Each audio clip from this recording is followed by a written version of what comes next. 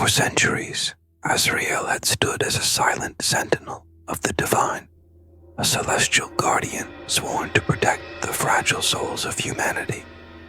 From the dawn of time, he had been assigned his duty to shield the innocent, to whisper courage to the broken, to guide the lost away from darkness. But as the centuries passed, something began to shift. Azrael had watched empires rise and fall, seen love bloom and wither, and witnessed the horrors of war, famine, and cruelty beyond measure. He had reached out to shield a crying child from harm, only to see them suffer again the next day. He had whispered hope into the ears of the desperate, only to watch them be crushed by the weight of an unforgiving world. His faith, once unshakable, now wavered. For if angels were meant to protect, then why did suffering never cease? If heaven was just, then why were prayers left unanswered? A question took root in Azrael's mind, growing like a sickness. Are we truly helping them? And with that doubt, the first cracks in his celestial purpose began to form. The decree from the throne of light was clear. Observe, protect, but never intervene beyond what is commanded. But Azrael could no longer stand by. One fateful night, as he watched a young woman, Eleanor, kneel beside her dying brother, sobbing, pleading for mercy from the heavens, he made his choice. Against divine law, he reached down and touched the boy's soul, knitting his life back together, pulling him away from the grip of death.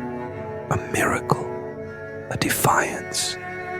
For the first time, Azrael did not merely protect, he changed fate itself. But the moment his will defied the laws of heaven, the sky above shuddered, lightning split the heavens, the ground trembled. A voice, cold and endless, echoed through his being. You have broken the sacred law. Azrael's wings, once woven of pure light, began to darken. The weight of divine judgment bore down upon him. The stars above dimmed as if turning away in shame. And then he fell. Falling was not like dying. It was far, far worse. Azrael felt every fiber of his being ripped from grace, his celestial form burning away, his essence twisting into something that was no longer angelic, no longer divine. By the time he struck the earth, he was something less. His once blinding wings were now ashen and tattered, their feathers crumbling into dust. His voice, which once sang in harmony with the cosmos, was now hoarse, fragile, mortal. And for the first time in eternity, he felt pain. The heavens did not weep for him. The stars did not mourn. He was no longer Azrael, the guardian. He was a fallen. At first, Azrael marveled at the world he had only observed from above. He felt the earth beneath his feet, the cold wind against his skin. He saw the world not as an angel, but as a man. But with mortality came weakness, the hunger, the exhaustion, the aching loneliness of a soul torn from its home. Then came the whispers. At night, in the shadows, he heard them, voices from the abyss, mocking, tempting, twisting his thoughts. You are no longer one of them. Heaven has abandoned you. Why suffer as a mortal when you could rule as a god? For the first time, Azrael understood the agony of the fallen before him, the sorrow of Lucifer, the torment of those cast away from grace. He had not only defied heaven, he had doomed himself to something worse. He had hoped heaven would grant him mercy. He was wrong. The very angels who had once stood beside him, his brothers and sisters of light, now hunted him. They descended in silent judgment, their golden eyes devoid of warmth, their blades forged from divine wrath. There would be no trial, no redemption, only punishment.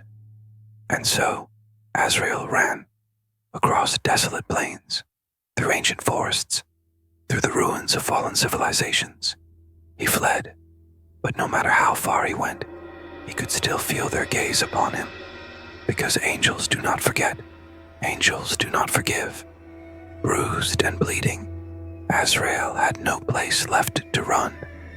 It was then, in the depths of his despair, that another voice called to him, one even more ancient than heaven itself. From the shadows stepped a being of impossible beauty and terrifying presence, a fallen king, a rebel prince, Lucifer.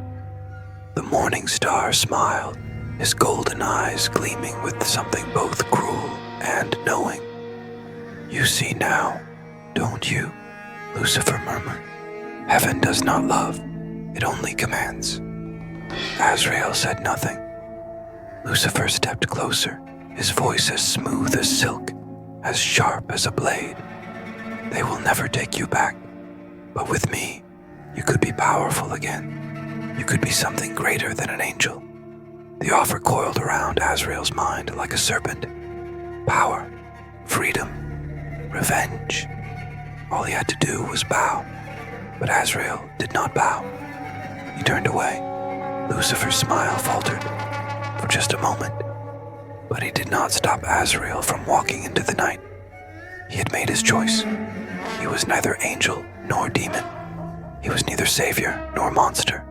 Azrael was something new, a wanderer, a fallen guardian, a soul who had defied the will of the divine, not for power, not for glory, but for the simple belief that humanity deserved more than silent protection, that they deserved angels who would fight for them, suffer for them, even die for them.